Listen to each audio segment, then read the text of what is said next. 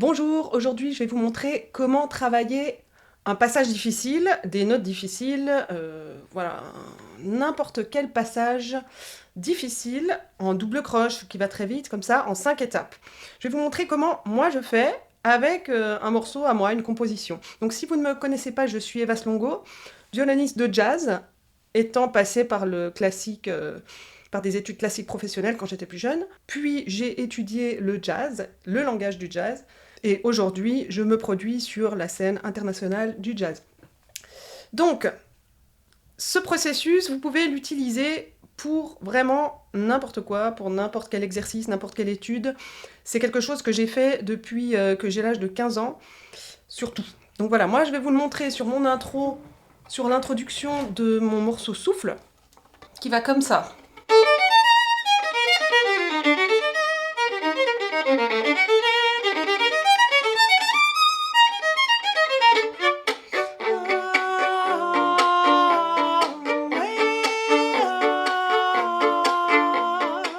Bon, etc., etc.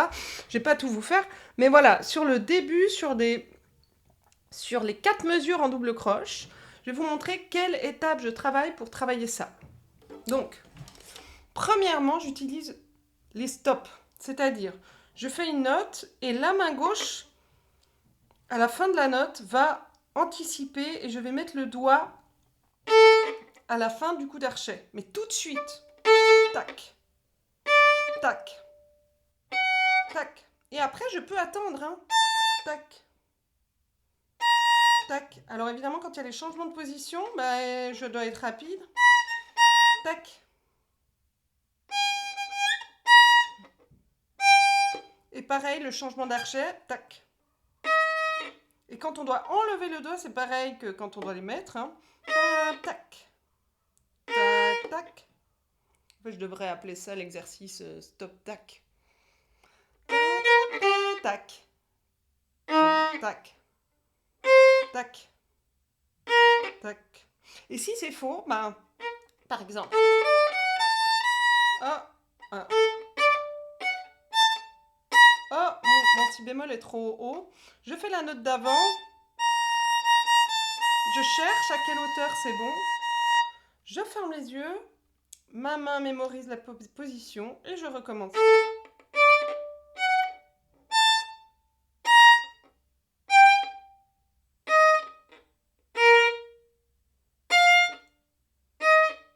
Et donc, les notes sont courtes, hein, mais à la fin de chaque note, le doigt, la main gauche doit être rapide.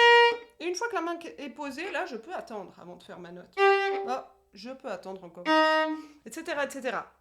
Ensuite, la deuxième étape, ce serait les notes filées. Donc, c'est-à-dire tout l'archet et la note la plus régulière possible. Pas de mouvement de bras. Surtout pas de vibrato, évidemment.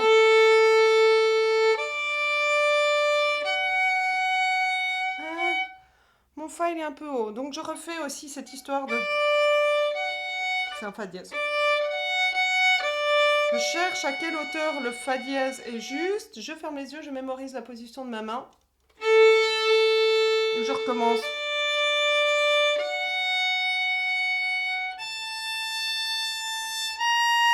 La note ne doit pas bouger pendant la note. Là, ça a bougé un peu. Je refais.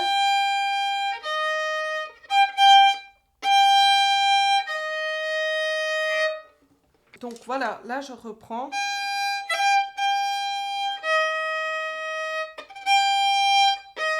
Je cherche mon mi bémol. En fermant les yeux. Voilà.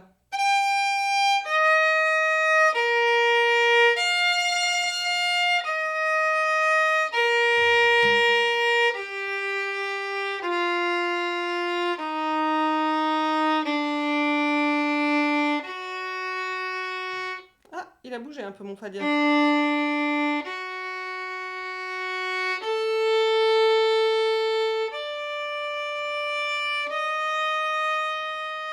Bon voilà, vous avez compris. Ensuite, la troisième étape, ce serait lentement, mais avec le rythme. Et toujours sans vibrato par contre.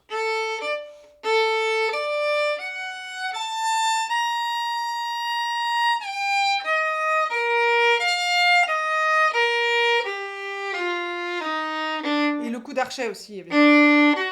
Rythme et coup d'archet.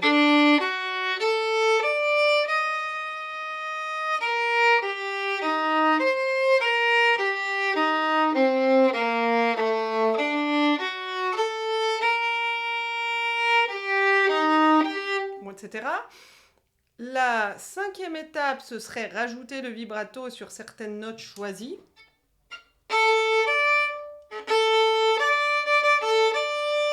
Ah, voilà, même à cette étape, encore une fois, mon ré, bof, bof, bof. Donc, je mémorise la position de ma main.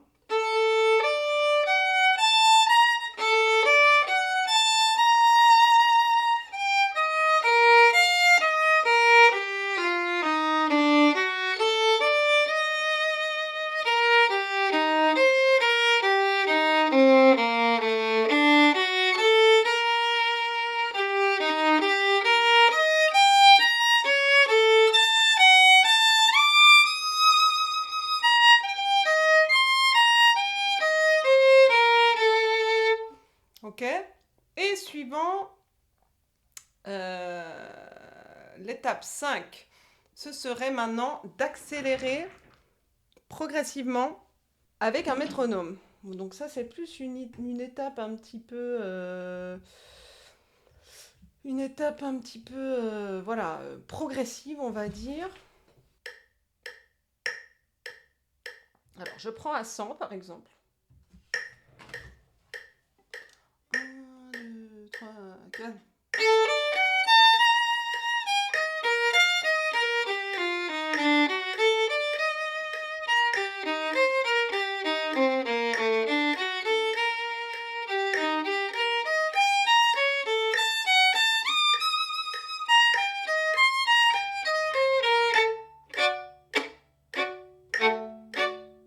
etc. Et ensuite, je monte graduellement. Alors, ma dernière mesure, voilà, je vous ai montré le début et puis on voit que ma dernière mesure, je ne l'ai pas très bien. Alors, si je fais toutes les étapes encore. Donc, première étape. Donc, comme ça, je vais utiliser cette dernière mesure qui est un peu approximative pour vous récapituler les 5 étapes. Première étape, stop.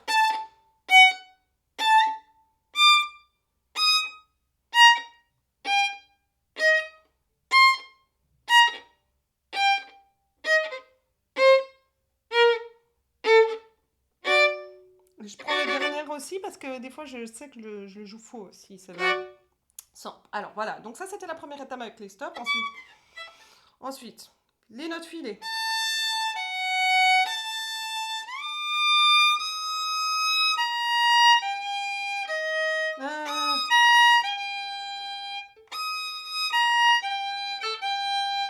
Je mémorise ma main.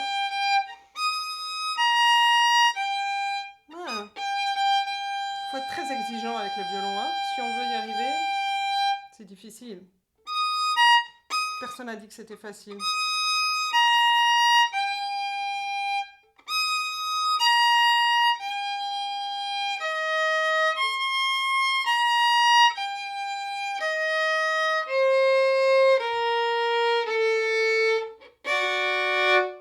Ok. Et ensuite, avec le rythme, mais sans vibrato. Voilà. Mon démanché, ça va pas, donc je le refais.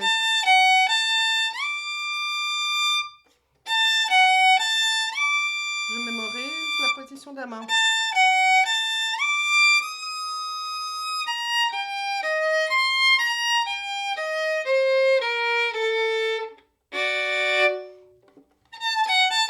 Ok, et ensuite, on en était à la 3, 4, avec le vibrato.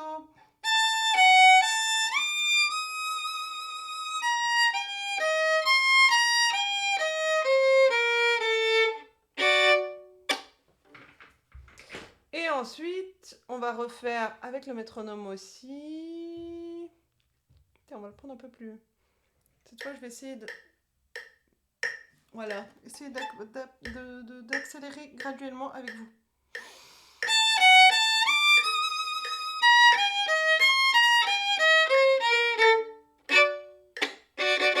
Ah, voilà, ça va pas encore. Donc,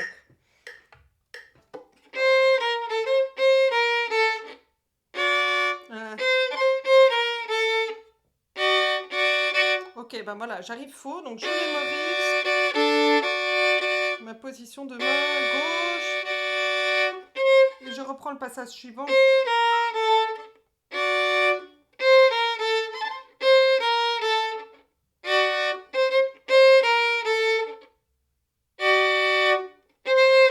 Avec le stop.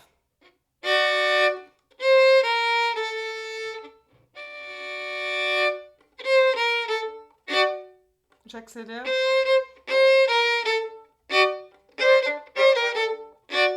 Ok, on va essayer avec le métronome.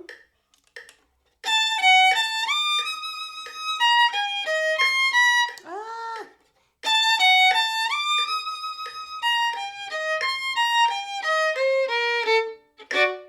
Ah! Voilà, cette fois ça marche. Bon, j'accélère. Donc là, je travaille en direct avec vous, hein, parce que justement, j'avais besoin de le travailler aujourd'hui. Je me suis dit, tiens, je vais vous montrer dans le détail. 1, 2, 3, 4.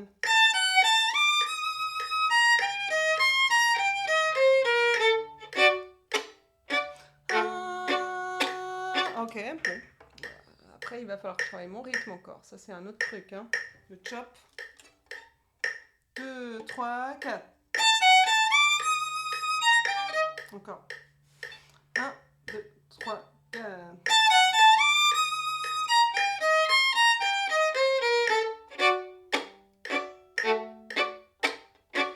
Ok. On accélère encore. 3, 4.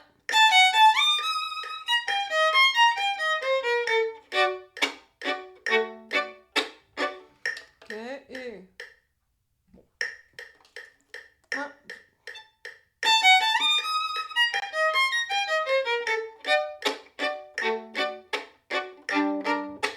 ok, bon, je vais essayer, ça devrait aller. On va voir la phrase maintenant. Qu'est-ce que ça donne après le travail. Encore, hein. Ah. De toute façon, c'est sans fin le violon. Ok.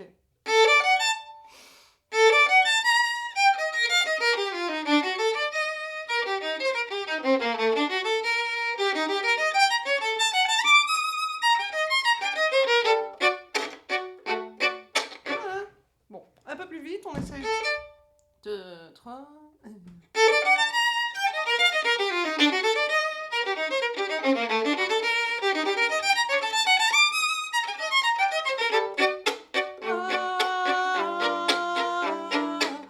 Encore la fin, je crois qu'il va falloir que je refasse encore les dernières étapes que j'ai fait encore 2-3 fois pour vraiment ne plus avoir de doute sur la fin. Mais bon, déjà ça va un peu mieux. Voilà, donc moi c'est vraiment quelque chose que je recommande à faire. C'est vraiment quelque chose que je recommande de faire, ces 5 étapes.